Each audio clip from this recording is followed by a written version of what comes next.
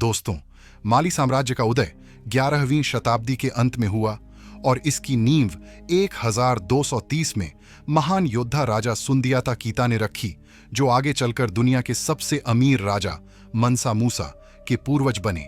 आज दुनिया के एलन मस्क, जेफ बेजोस या अडानी की दौलत भी मनसा मूसा के सामने कुछ नहीं है।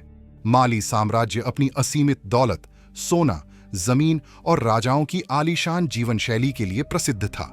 साम्राज्य के व्यापार मार्ग उत्तरी अफ्रीका और पूरी भूमध्य सागरीय दुनिया से जुड़े थे। माली की राजधानी टिम्बकटू इस्लामी शिक्षा और ज्ञान का केंद्र थी। सुंदियाता के शासन में साम्राज्य खूब फला फूला।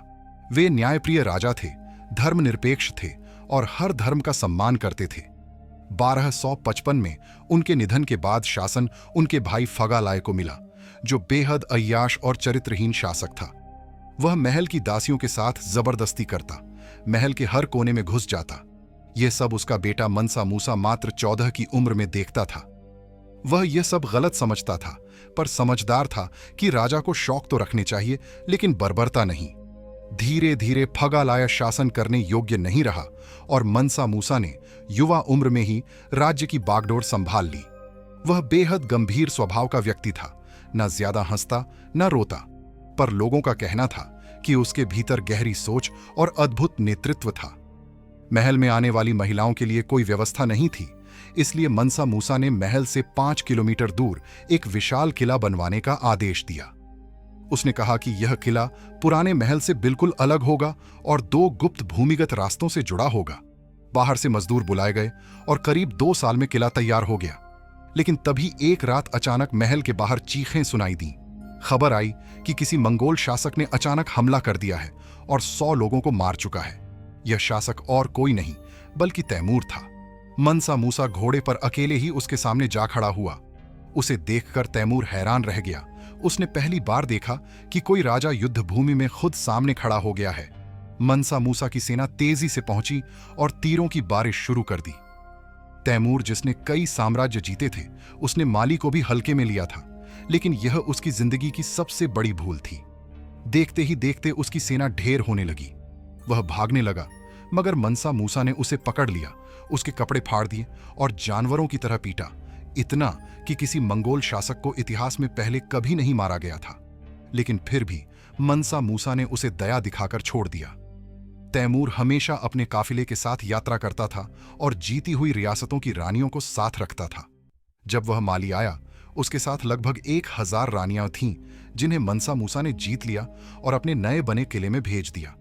मनसा मूसा ने इसका नाम दास गृह रखा, लेकिन यह दास गृह बाकी दुनिया के हरम जैसा नहीं था। यहां रहने वाली सभी महिलाएं सोने की चादरों से बने वस्त्र पहनती थीं, पैरों में सोने की पायलें, हाथों में कंगन, रोज गुलाब जल मिले दूध से नहाती थीं। खाने में वही शाही भोजन मिलता जो राजा महाराजा खाते। तैमूर की रानियों ने जीवन में पहली बार इतना सम्मान और सुविधा देखी। तैमूर उन्हें सिर्फ बुरी तरह इस्तेमाल करता था, न खाना न आराम, इसलिए यहां आकर सब खुश थीं। दास गृह का एक बड़ा नियम था, यहां जबरदस्ती नहीं थी।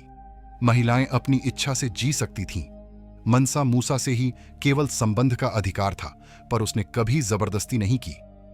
इसके अलावा किसी महिला का मन चाहे तो वह किसी सैनिक को बुला सकती थी और सैनिक भी दास गृह में किसी महिला से संबंध बना सकते थे।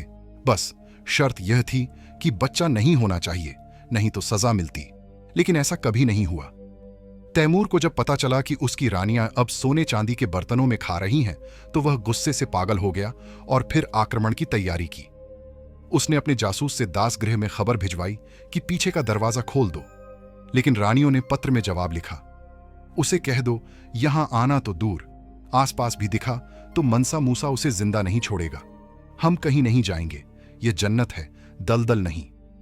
यह पढ़कर तैमूर के पैरों तले जमीन खिसक गई। दुनिया जिसे तैमूर से डर लगता था, वह खुद मनसा मूसा से कांपने लगा और फिर कभी माली पर नजर नहीं डाली। दोस्तों, इतिहास में ऐसा दास गृह या हरम किसी राजा ने नहीं बनाया। जब मनसा मूसा दुनिया घूमने निकला तो उसने भारत के बारे में बहुत सुना कि यहां लड़कियों की पूजा होती है, छोटी बच्ची को देवी माना जाता है।